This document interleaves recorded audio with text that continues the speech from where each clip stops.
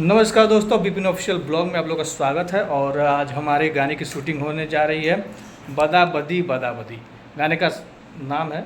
और इस गाने के मुख्य कर्ता धर्ता और इस गाने के डायरेक्टर, कैमरामैन, जो कह लीजिए सो हमारे बड़े भाई, छोटे भाई जो भी हैं। नमस्कार दोस्तों, प्रणाम। देखिए, बहुत मेहनत की है, रात से मेहनत कर रहे हैं, मिला कुछ नहीं है। और दिमाग तो ख़राब ही है, नहीं मिलेगा तो दिमाग और डिस्टर्ब हो जाएगा।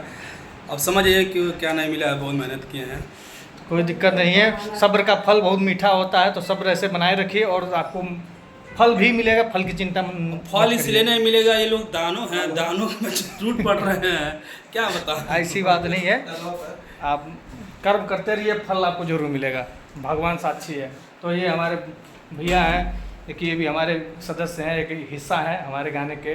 ये शैलेश सुरीला जी हैं और म्यूजिक डायरेक्टर हैं, सिंगर हैं, एक्टर हैं, जो कह लिए सो हैं। तो और ये अब मिलवाना चाह रहा हूँ, ये हमारे गाने की हीरोइन मिस उजाला जी।